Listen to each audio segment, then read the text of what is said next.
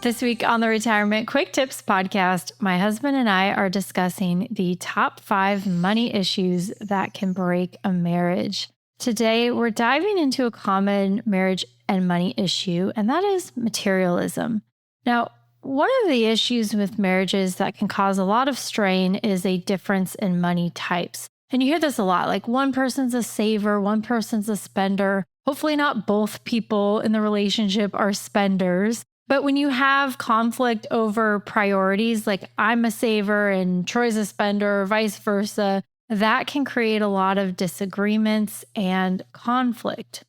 But I want to key in on a deeper issue that I think is even more important and problematic than the spender versus saver dynamic issue, and that is materialism. Research suggests that couples who are materialistic rank at the bottom of the happiness scale. A recent study by BYU and William Patterson University found that spouses who were both materialistic, in other words, both spenders, maybe super spenders sometimes, were actually worse off on nearly every relationship measure they looked at. I read about this in Forbes recently, and the author pointed out it wasn't the lack of money that was the culprit, it was materialism itself that created much of the difficulty, even when couples had plenty of money. Now, this is so interesting to me. When I'm reading it, a little bit of a light bulb went off because, yes, the spender versus saver dynamics can create conflict, but I do agree with what this research is suggesting is that materialism, especially when both spouses are that way, can cause a lot of problems, even like they said, when there's plenty of money. And I know you and I both work with clients who are well off financially. I'm curious, do you think that that's accurate as well? Yes, I think that's accurate. I would say I've seen situations where there was materialistic mindset, at least, buying a vacation house that wasn't financially viable and not necessary, buying expensive cars, just expensive personal items causes all kinds of problems. Right. Because you work with clients where their annual income is in the millions of dollars every year. Mm-hmm. And so they make these decisions where, like we were talking about, the lifestyle creep.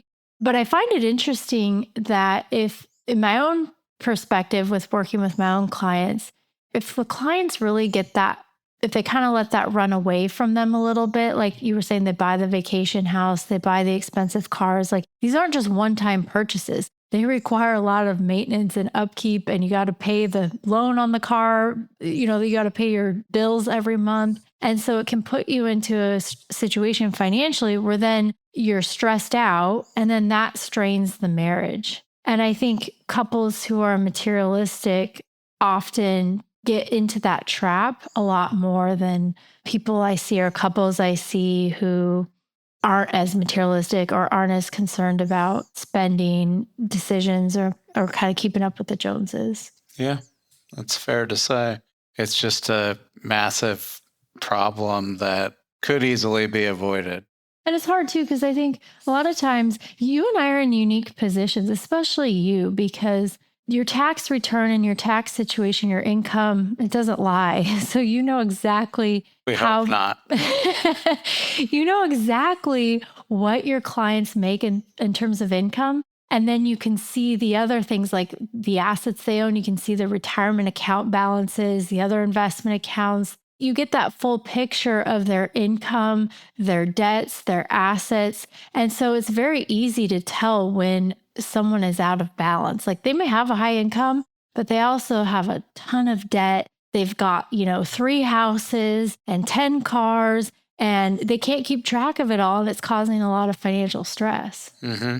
Yeah, if you strip away the debt, what are you left with? And in some cases, it's staggering how little is there when there should be so much. Right. I'm continually surprised at people, even, later in their career where you expect them to have amassed more financial assets relative to their income. Like they have a really high income and I do the math in my head If someone tells me their income, I can do the math in my head and I can tell you, like, here's how much you should have as far as your net worth, especially like financial net worth, not including real estate and things like that. And I would say more often than not, people have less than that, less than what I would expect because they've spent a lot of money with that high income.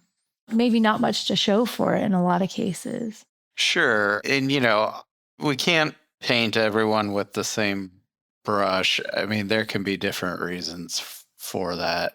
Just because someone doesn't have a lot to show for what they're earning, it doesn't mean they spent it all on frivolous things. Yeah, they might have family, parents, or situations where they're needing to help them financially, Right. healthcare, legitimate things. Or maybe, sometimes too, their earnings have really accelerated maybe in the last like 5, 10 years where they weren't earning nearly as much before. So, yeah, there can be lots of reasons. But I find it interesting that it wasn't the lack of money, but more the materialism that made couples unhappy. So, that's definitely true in what I see in working with clients. And I think what you see as well.